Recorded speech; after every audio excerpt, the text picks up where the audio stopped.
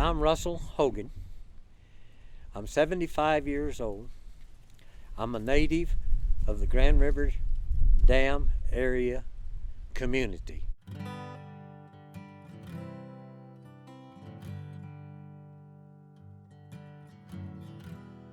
Well, I'm a native of here. I've been here since my people, since before statehood. We went through hard times, depressions, droughts, small farmers and that kind of stuff.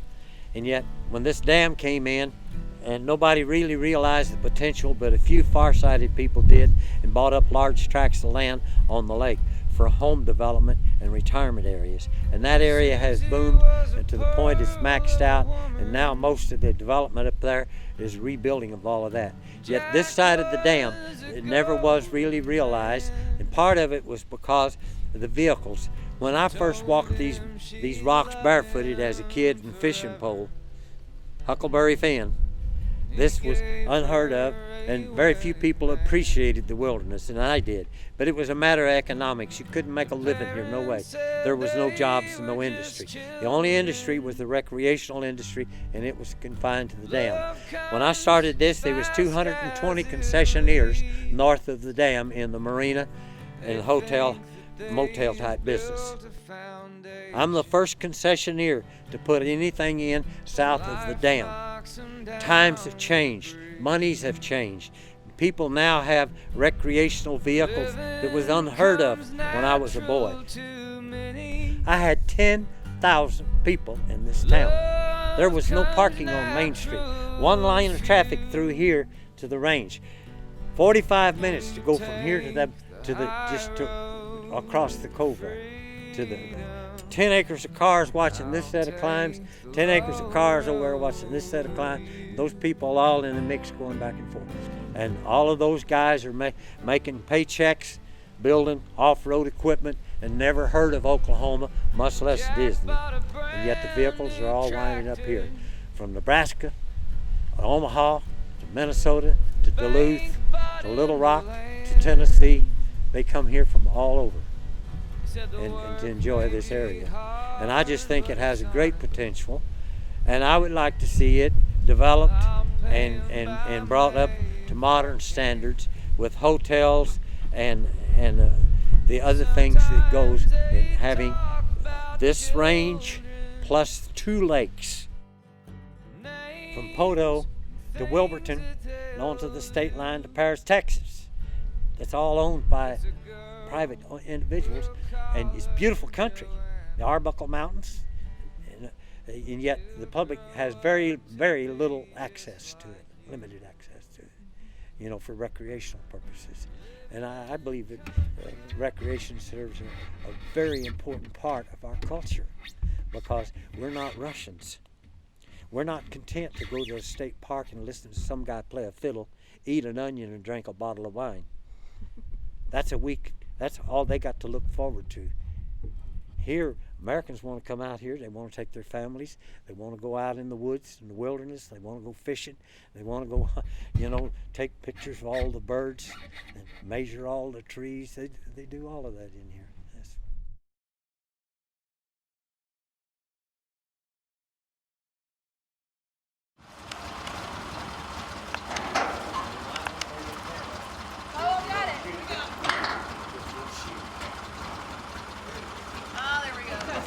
Yes, sir. The Swiss military sold all of these rigs. It was so hard, they went co-ed, and it was so hard for their women to get in and out of these trucks. Now, this is a stock, pretty much stock 10-man rifle truck, and so is that one there. But I put huge tires on them for our use out here.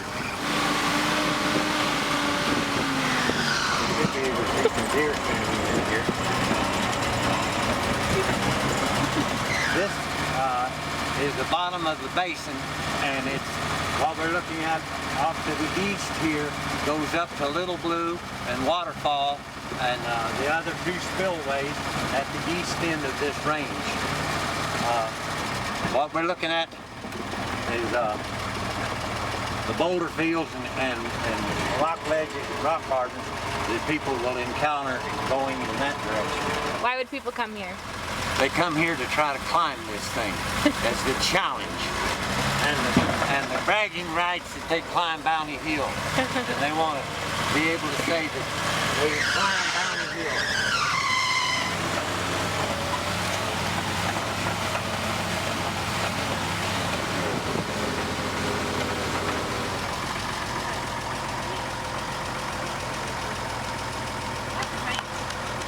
There's several of these kinds of virtual climbs like this. I'm going to walk you over a couple of rocks, girls.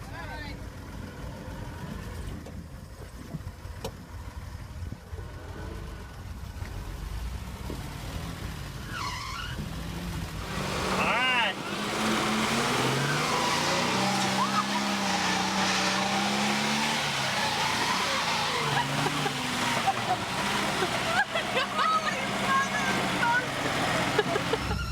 When you look at the rocks, you can see how the rocks are all laid in different layers, and there's all kinds of rock molted into it.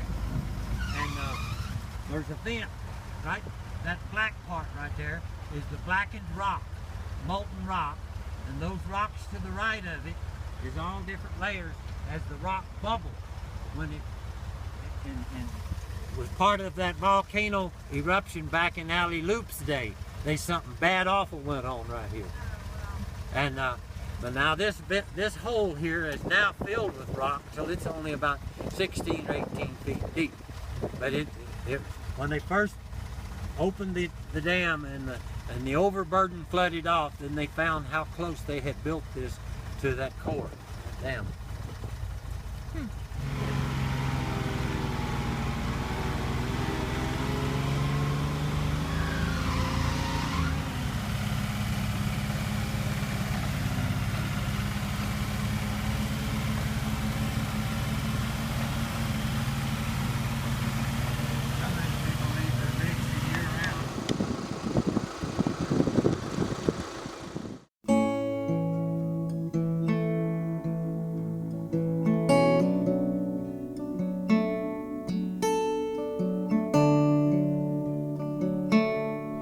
So we just asked Jill to please think about one story that would help us get to know her the very best in 2 minutes. So what do you think that story is? Well, I'm actually going to talk about something that's really emotional and personal because it's been on my mind since it's Mother's Day. This is an opportunity. Yeah. Basically, this little guy here, he's my little miracle. God gave you a heart and made it strong. Last year, I wasn't sure if I would have an opportunity to become a mother. Starting in June of last year through April, I had 3 miscarriages, and it was really difficult and really tough. And I was just, I was telling my husband this morning, crying, and I'm about to cry now. But I know so many women who are struggling to have children, or I even know a few women who have lost babies shortly after they've been born. In the first couple months of lives. I know one girl who lost her baby within hours of her birth, and just thinking about their struggles and my struggle too. Like just last year, I had those same feelings of, I'm sure that they feel, just sort of like maybe a little bit of hopelessness and surely sadness and anxiousness, anxiety, just not knowing, when their time will come.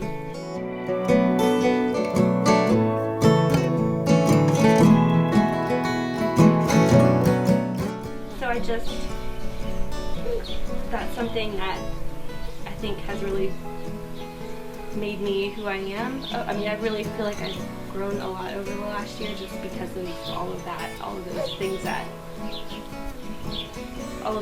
happened. I mean, it was just really tough. Really, really tough. I think tough for both of us.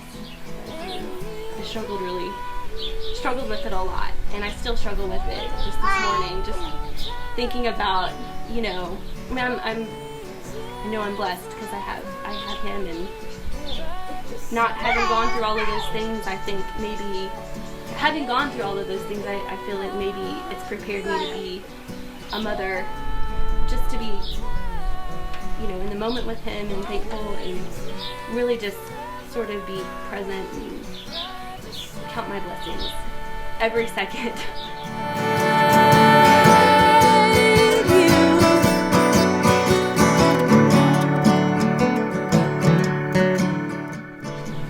Well, I know you guys need to go. I'm just so grateful.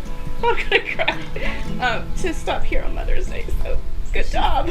Yay. So sorry. I was in tears this morning just because I was on Facebook and I saw a picture of a baby, and I don't know who the person was, but I saw it because one of my friends commented on it, and she had the picture of her baby, and her caption was just that, she missed him more and more every day. And he was sleeping right next to me, and I was just like, it just made me cry because I can't imagine if anything ever happened to him, and then just thinking about how lucky I am that I don't know how it was hard enough for me to go through what I went through. I don't know how you go through losing, a baby. Like, it's just made me really sad, and my heart was breaking for them this morning. And it's just on my mind. It's just been on my mind all morning. So made it strong because the funniest story I've gotten the whole time I've been here, we put out a huge paper one Sunday, our Progress edition down at the Daily, and it was like, 150 pages. And typically at the Daily, it was on a Sunday, might be 36. We worked on it for months, printed different sections a week, worked on it for months. Finally put it out, and we never thought about the little paper carrier that was going to have to deliver this thing to 100 people. And he can only fit like 10 on his bike at a time. And so one of our little guys just decided, the heck with this, and he chunked them down the sewer. And so there was like 90 papers in this sewer grate that this kid had just said, I ain't delivering this thing. So 1, 2, 3. Every time I try to write a song. Yeah, 77 is when I came to town. Okay. Graduated from MU. And you work came for here. that paper. Yeah, down the street here. And that's called the what? It was the Daily Times the then. Daily Times, but now it's the... Now it's just the Times because they're just 3 days a week. Okay. Saturday. Until, Till 99. Till 99. 99 is when we started this. Yeah. I knew what we used to do down there worked, which was local news, and that's what we do here. You're not going to read anything about the war or anything in the paper. No, it's all going to be about Mays County. So, and that's what Mays County wants to read, and I knew that, and they weren't doing that, or they were getting away from doing that. So I said, we can do that successfully because it's worked here before. So, and that's true. I mean, we've done well. There's really no real news in a small town. We've had one, the tornado of 42 was huge. And then there was the Girl Scout murders. Have you even heard about that? In the 70s? Was that here in the... That happened in Locust Grove, which is about 20 miles away. And that campground's closed. Somebody bought it and they just use it for farmland now. But that's really the only two news stories in the entire time I've been here that would be considered the New York Times is coming to cover it. But that really is, what makes news nationally, it's bad stuff. So it's probably good that we've had two in 70 years. What's the online pressure? We're thinking about it, and we've got an IT guy that lives in town, and he does other things, but one of his things is computers. So he knows exactly what we need to do, and when we need to do it, he'll guide us the way, because I don't know anything about it, but I know that's the future. The days of holding a newspaper, 20 more years? Pryor doesn't have a printing press anymore. Neither does Claremore, or Grove, or Tahlequah, or McAllister. They're all printed in Muskogee now. All these little towns used to have printing presses. Now they all go to one regional hub. So you can see, even that tells you it's about to end, because that one regional hub is just going to, it'll all be on the internet. I'd rather think of you. I was born in Caldwell, so I was about 4 years old, and my dad and my mother moved to Oklahoma, Paul's Valley, and went to high school in Winterwood, Oklahoma, and graduated. So I wanted to go to college, but it was not possible financially, because we had Langston. So my brother had joined the Air Force. He spent, I think, 6 years. But when he came home, he was telling me about the Air Force. I said, well, that's what I'm going to do. Got to travel and see a lot of things that I'd only been told about or read about, and found out the difference. And there's a world of difference in what you are told, what you see, and what it's really all about. I call it direct exposure. Yeah. Rather than somebody reading out of a book,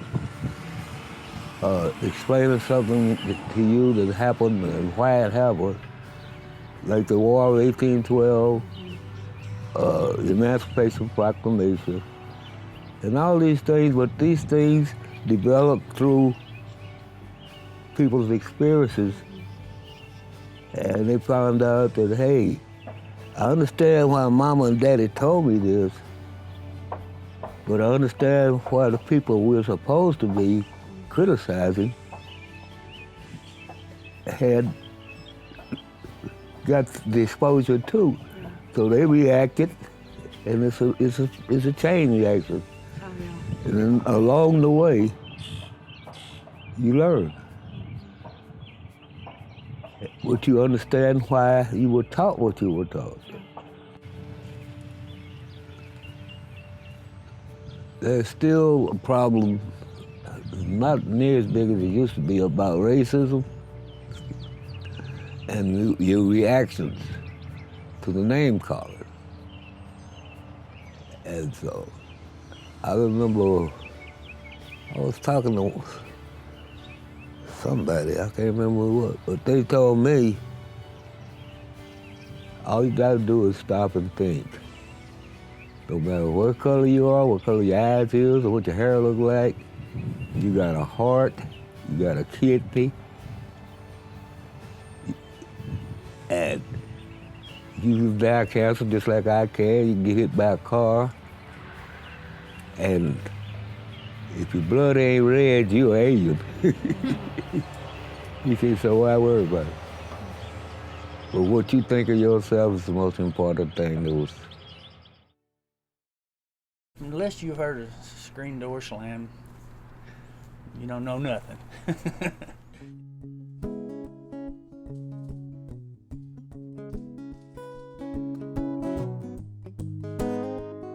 I'm Sonny Hopkins, I'm from Spavin, Oklahoma. I've been here about 27 years.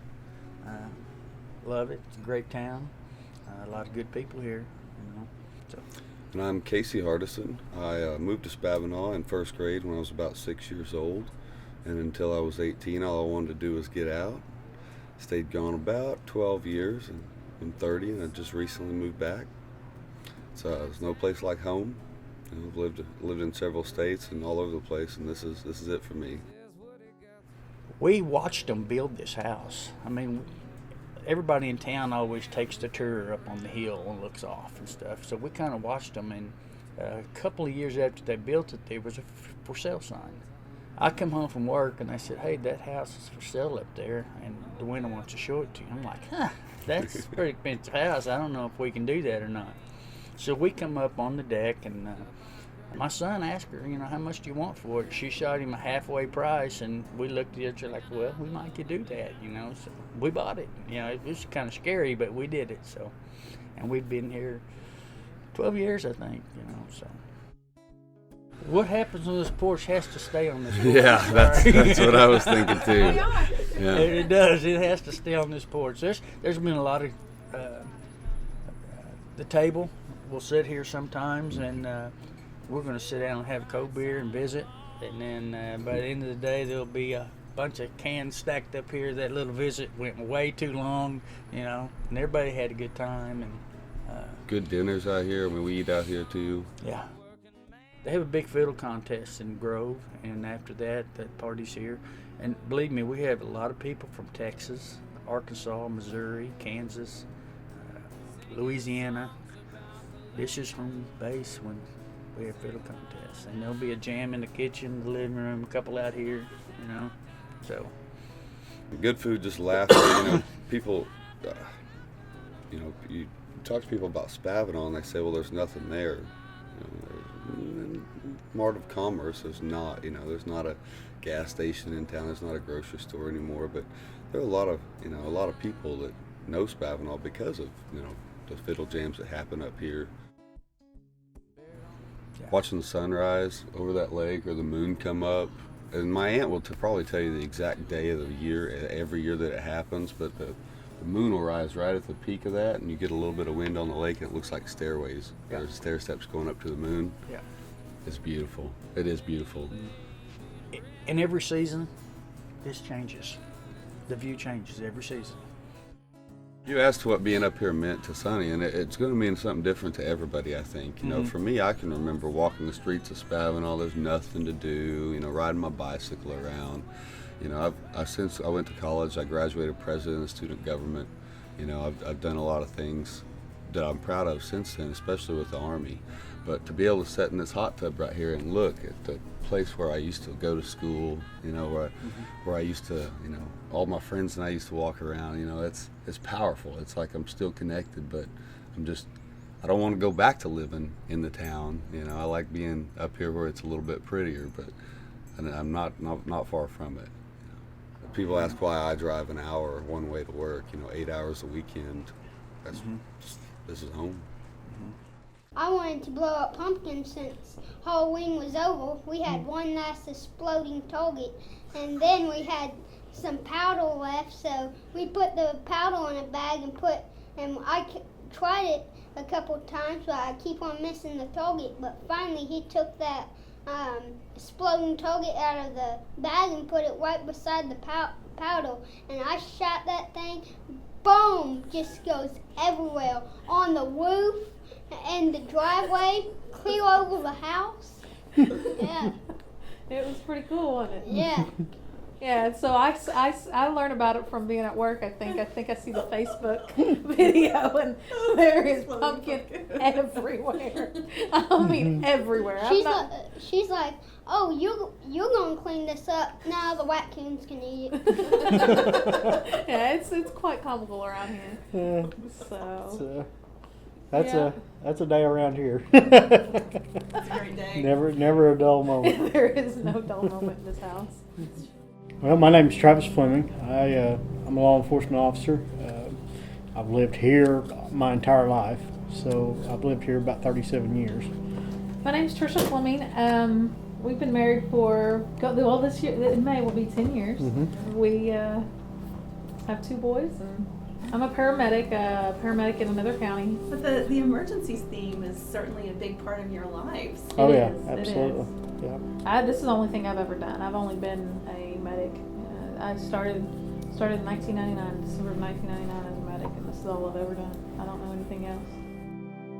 Why don't you start with your part? Well, she said she's paramedic on the ambulance. She was intermediate at the time. Mm-hmm. But a guy I worked with was driving a truck and pulled out from another truck, and we were in a motor vehicle accident. Well, of course, with me being, through the fire department, I'd seen her on several other calls, and knew who she was and stuff like that. And so she comes out to the wreck, and the guy that was driving, they transport him, but she ends up doing a refusal on me because I didn't want to go to the hospital. I wasn't hurt. Well, she starts doing the refusal form. Of course, she's got to get all my information, my name, my address, phone number, and all this. Well, she gets down to the phone number and says, I got to get your phone number now. And I said, well, you could have had that a long time ago if you just asked. And she was, she was like, really? And I was like, yeah. She goes, so you don't mind if I keep it? And I was like, I wish you would. And so, yeah, she obviously kept it. Yeah. How long later did we start dating? Obviously. It was probably 6 to 8 months later. We started dating, and then a year later we got married. Yeah, it all started out as one big wreck. One big wreck. Hopefully, don't end in one big wreck.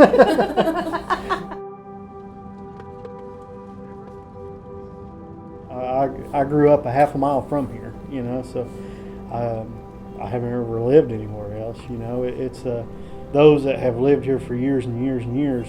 You kind of at some point you feel like family, because you've known that person all your life. And so when especially when we were through the fire department and stuff like that when we would have to go to calls to them people's houses, I mean, it was like going to your own family's house because you go in and you've known those people all your that their name, the kids' name, probably their folks' name. Yeah, I mean, it's so living here for quite a while, I mean, it's like having an extended family. It really is. I was a city girl, and moving here took, as he can say, a long time for me to adjust to not being able just to call up and order pizza and get it here, or be 10 minutes away from a mall. So it took a long time to adjust, but I wouldn't trade it for the world. I tell my kids, growing up in a city versus growing up in a rural area, you learn so much more about the world growing up in a rural area. Yeah, you can learn a lot in the city too, but just to be in touch with the reality, be in touch with the world and nature, it's a here. And I wouldn't trade it for the world, whether it be in another area, rural area in Oklahoma, because I firmly believe we'll never move out of Oklahoma. We're lifelong residents of Oklahoma. But I wouldn't trade it for the world, being in a small community and being able to just know your neighbors, because you didn't get the luxury of that in Texas and in Texas City or Houston area. So yeah, the town's not much. It's a post office, community center, a couple churches, a fire department, and an old store that's now run down pretty good. That's about it. Yeah, that's about it. There's not even really stop signs in this city, but it's unique. You can go out and sit on the back porch or sit on the front porch, and to be able to see the stars, to be able to feel the wind, to be able to hear the birds, to be able to see cows across the road. I mean, even though it's not really considered, wildlife, that's it. I mean, you touch it every day here, and you don't get that in the cities. You don't get that even in bigger cities than Strang, and Strang's 150 people. You don't get that anywhere. So you touch it every day, and that's the blessing of this, because I can take pictures, and especially if you go just a mile and a half up over to the west and go over to the river and sunset there, it's amazing. You cannot find another sunset like that. It's spiritual in itself. There's times when I'll go to work and I'll leave just a couple minutes early, and I'll just stop right there on the bridge because nobody's coming or going, and I'll stop right there on the bridge and I'll just say a little prayer to the man upstairs and take a picture and post it to my Facebook page and say, "You only wish you could have this." Yeah, that's the true meaning of Strang. So yeah, you touch it every day.